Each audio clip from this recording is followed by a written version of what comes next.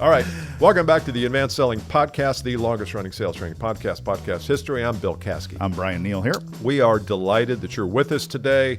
We know that you are with us every Monday when we release a new episode. If you're just joining the fold and you haven't joined our LinkedIn group, make sure you go to advancedsellingpodcast.com/LinkedIn. We've got 12,000-ish members. We're on there occasionally. We I asked the group for topics, and I got some topic ideas back. Yeah. So if you have a topic idea that you really want to hear us talk about, we'd love to hear us talk about it too. I had the weirdest travel experience I'd ever had. So I'm flying to a game this weekend, and luckily we get to fly up front first class, which is really nice. So, it's first class. You're like, okay, it's just like, some civil people making an assumption. That doesn't mean anything if you don't fly first class, but you're like, all right, whatever. So we're up in the air, and I glance over at the guy who's in the opposite aisle next to me, and he's like, you know how you eat a chicken wing? Mm-hmm. And you like kind of finish it, and you're kind of gnawing on it. Mm-hmm. He's like gnawing on this thing, like trying to get all the stuff off of it. Meat, yeah. And I'm like, thinking the guy brought his lunch. So he pulls it totally out of his mouth, and it's like a skin-colored, like a retainer thing. And I look a little closer, and it's his two fake front teeth. The little insect thing you put up in there that he's chewing on. He's like cleaning it off like this. I'm like, you got to be kidding me, man! That you took out your two front teeth in your retainer and you're licking like eating totally like the chia seeds off of it, or something like that. So he never did have a chicken wing. No, he was eating it like it was a chicken wing. Oh, no, okay. it was just more about the. So I don't know, and God bless people. I understand if you don't lose your teeth, but there's a time and place, man, and the time and place to clean off your fake tooth retainer is not in the middle of a commercial. Air flight somewhere. But don't you think, gosh, what makes you think that's okay? That's what I don't get. Anyway, it was really gross. Don't you think, really though, gross. that 2020 has created a little insanity in all of us? I mean, I know couldn't say a word. It's still hanging on, but I think we've all been affected by it, and we all have little tics we've created, and then somebody else comes along and says, "Why do you do it that way?" And I'm like, "Well, I don't know. I never did it that way before." So I think there's a level of insanity. If I ever lose my teeth, I'll clean them in private, baby. I will not. Yeah, I will not do that. Well, it's like flossing in public. I've seen people do that too, and it's like, where does that little chip go? Cutting your nails in public. I saw a guy doing that one time at the airport. I've seen that. I actually took a picture of it. It was horrible. Anyway, so if you travel a little bit now and you have fake false teeth, please don't. Yeah, don't sit next to Brian. Retainer. You can do it, just don't sit next to Brian. Eyesight. All right, topic. Hey, listen, if you have not joined us in the Insider program, we want to make another suggestion that you check it out. Just check it out. advancedsellingpodcast.com/insider meets once a month for 75 minutes live. We have about 70 people in the program. We're aiming for 100. We've had some really good sessions lately. So if you're kind of making it alone out there and you'd like to have a group that you can connect to once a month for $49, I believe, or it's even less than that if you join for the whole year, just go check it out. advancedsellingpodcast.com/insider, and all the topics for the upcoming months are also there. You also said you had an announcement, like a secret, like a surprise announcement. I do. You know Kara. Oh, I do know Kara, yeah, of course. She is getting married. She is? Mm-hmm. Yay! Fantastic. She has dated. She's in Denver and lived with and dated a young man named Cody, who's from Denver for the last 2 years plus. Yes. And he texted me the other night, and he never does. Yep. So he said, hey, I'd like to talk with you and Jane sometime here really soon. Yes. Like, I wonder what this is. So we knew what it was. And and I can imagine the anxiety that a young man, 26, 25, goes through when he has to do that. Yes. And especially for somebody like me who's not super warm and friendly. And I don't know him that well. I mean, we've only met 4 or 5, 6 times. Friendly. But he was very good. And Kara is very happy, and so we're planning. They're planning the wedding now. I don't have much to do with it. And as my father-in-law, Jane's dad, says, you are NIR, no input required. Exactly, you are. Yeah, that is great. So that anyway, gets me a little kind of verklempt. Yeah, because I've known Kara since she was 2. That's amazing. It's just awesome. And I've got a daughter coming up right behind. So it's like, got one. Yeah. That is awesome. Well, congrats to you and the family and to them and to Cody is his name? Cody. Yeah, Yeah. we'll have We're more. really Cody happy. and Kara. So if they have kids and name them all with a all K, I'm with going to K be or C. bothered. That bothers me when people do that. He's a C, Cody. Cody. She's a K, Kara, Kathy, Caitlin, and our dog's name Karen. is Coco. And the number one name for 2020, Karen. Karen. We have a Karen. We have a house Karen here in the office. Okay, topic Go. today. Yep. I was watching Tom Brady, who's an NFL, American football player, and if you are familiar at all, you've probably heard his name. He's 43 years old. He's still not only active, he's winning. He's a top flight quarterback still in this league, and 43 is pretty old. I mean, you're obviously your relationship with the NFL, you know that not a lot of quarterbacks make it to 43. If you're a punter or a kicker, you might, because you're only playing 7 plays a game, but you're a quarterback, you're playing 40 plays a game. Yeah. So I was observing him and thinking, God, how does this guy do it? And then I went back and I read, he has a book that he published called TB12, I think, and I bought it a few years ago. And I was referring to it, looking through it last night, and looking at all the coaches that he has hired over the years. Yes. Not just for football, for fitness, for flexibility, for obviously nutrition and health. He has a couple of chefs that come in and make him. And I thought, I wonder what kind of bill he pays for all of these coaches to advise and suggest and hold him accountable. It's probably $1 million a year, $500,000. I'm sure when he was making $8 million, he wasn't spending $1 million a year on coaches. Yeah. But my mind shifted to the value of investing in yourself, whether it's with a chef or a coach or whatever. Just the value and how many sales professionals I find don't. They don't think of themselves as an asset to invest in, like I'll bet a Tom Brady does when he finishes the year and he gets all of his advisors together and he says, okay, let's work on next year. You're really working on me, but I've taken myself out of me and said, well, this Brady dude is the asset. What are we going to do to continue to keep him in shape and build his skills?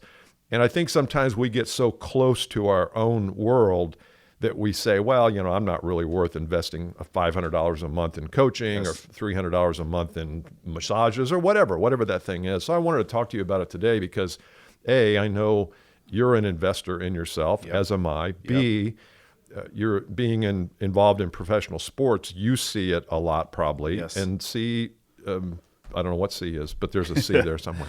There is. What are your thoughts on self-investing? The C is in Karen Cody's family, right? It's her first kid, right? Karen Cody. Anyway. Yeah, that's true. This is a fantastic topic. The reason I think it's so interesting is there are no rules about this. In other words, there are no laws or rules, or no one says you can't hire a coach. No one says you can't invest money in yourself. No one says you can't spend the time to invest.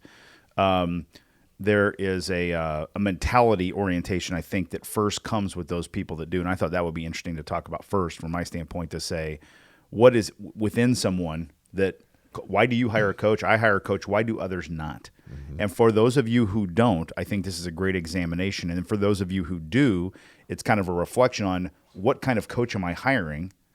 And am I leveling up enough, like you said? Because if you take a player like Tom Brady, each year in him, from reading, watching, and being on the field, it's a level up. It's what's the next thing? What's the next thing? He was not doing this in his first 3-4 years Probably of his career. not, no. Well, he wasn't. He wasn't eating that. Look at Tiger Woods. Remember Tiger Woods when he got famous really early, and he was really great. And remember he said he used to play video games and eat McDonald's and Coke and drink and all this crap. Then he's like, that wasn't serving me well. So he changed his diet, got a different swing coach. And so I think that first starts within, and you really have to examine it. If you're sitting here listening to us, what's interesting, if you're listening to us, you're already investing in yourself. That's right. And it's time. That's right. It's time. Yeah. That's why I'm bringing it up. I don't great. think our 20,000 listeners or however many we have are not interested in it. I just am not sure we've ever talked about it and really tried to highly suggest, and be a little bit more indignant about what you invest in yourself. Yeah. So that's my first hit is to examine the if I do or don't. That's kind of me as a pivot point. And if I do, I'm examining my coaching relationships and say, I'm going through this right now. I'm thinking, what's the next thing up for me, like in terms of getting a coach for a business and that sort of thing. And then what if you don't, to ask yourself, what can I do? And I see it as a spectrum too. So I listen to podcasts. That's great, right? I read books. That's great. Well, some people write a check for $50,000 a year for personal coaching, or a lot more, or more. Yeah. Exactly, yeah, or $100,000. And so there's a spectrum there, and I think you got to figure out where you are on the spectrum too, and what you're willing to. The size of the check, in many ways, determines the commitment to change. That's it. And I know that that's not always the case, but it's got to stretch you a little bit. So let's talk first about why people don't, and then we'll talk about how to maybe think about it in a slightly different way. Let me start. I think the first thing that what I have experienced when people invest in themselves to come into one of our programs is there's a self-worth issue that goes with investing in yourself, because you're not going to invest in something that's not worth much. If you have an old wallet and it's 20 years old and it's falling apart, you're probably not going to go invest $50 having it redone when you can go buy a new one for right. So I think the question is, what do you think the asset known as you is worth? Yeah. And is it worth cutting a check, writing a check, spending money, or just spending time developing that asset? I happen to think we are all assets that either operate at anywhere between 0 and 100% optimum effectiveness. And if you're operating on 2 of 8 cylinders, using my vast experience in the car market, well, the cylinder engine is still a real popular thing, right? I got a cracked head, man. It's a way of talking. If you're operating less than, and you look at yourself and say, wait a minute, I could be at $500,000 a year. Why am I making 100? Then you might need to invest in yourself to get there. But if you don't have the self-worth, then you're probably going to say, well, I'm not worth cutting a check for $500 a month, or $5,000 or $50,000. Yep. Absolutely. There's definitely something intrinsic first that has to be examined before you can say, I'm in with time and money. I see a mechanical issue that I think that there's a mechanical issue that's more that people are more aware of. I think the real issue is what you just said, but the way that people mask that is they say, I don't have time. I just don't have time for a coach. I can't squeeze it. I'm too busy already. That's a thing. Or they say, well, I get my coaching from experience. There's this list of reasons why someone doesn't need something. Oh no, or a blind spot. Like, no. Well, I listen to podcasts. I read books. I'm very coachable. I'm very open. But they haven't taken that initiative, like you said, to write a check, commit to a program on the regular basis, spend the time, that sort of thing. My coaching programs that I've been in and that I host. There's not a person, if anyone that thinks they're too busy for coaching should come follow around the people that I'm in coaching with, where they actually spend a full half a day a month working on themselves and their business and that sort of thing. Follow them around. I guarantee you they're as busy or more busy than you think you are, will be my guess. So that's another thing too, is get rid of those kind of like ancillary excuses. Okay, so you said time. I thought you were going to follow it up with money. That's another. Yeah. But external. Tom Brady's chief financial person probably reviews his expenses at the end of the year and says, Tom, why are we spending $500,000 on fitness and nutrition coach and chefs? Why are we doing that? He's saying, because I can make another $20 million. Yeah. And so if you look at it only through the eyes of expense, not through the eyes of return on that expense, then you'll never do it. You'll never do anything. But you'll waste 3 hours a night doing something at home, watching worthless TV, when you really could be, generating interest in developing your skills. So time and money are both total excuses, but we use them, we love them, we fall in love with those freaking excuses. Absolutely, yes. Here's another thing, as you were talking, I'll ask you, can your manager be a good coach? Sales manager, if you're a salesperson. So the short answer is yes. And, asterisk, I always think there's value and benefit to getting away from the hierarchical / corporate org to get neutral, objective coaching outside of your organization, your company, whatever that is. Because I don't care what anybody says, you can be a great coach if you're a manager, and it's loaded because you're the boss. It's very loaded. It's loaded. Yeah. So can they be Yeah, they can be a great coach. I would never ever have that be my only coach, though. Yeah, ever. I think you're right. They could be, but I think it's rare. Yes. And the manager, and for you leaders and managers listening to this, and you fancy yourself as good coaches for your people, I think you can deal coach fine. I think that's cool. I mean, talk about the deals like we do here. But when it comes to goals and life coaching and strategies and skills and things like that, you have a vested interest in the outcome. Yes. And that's what makes you less effective. Folks like Brian and I and other coaches, I don't have any what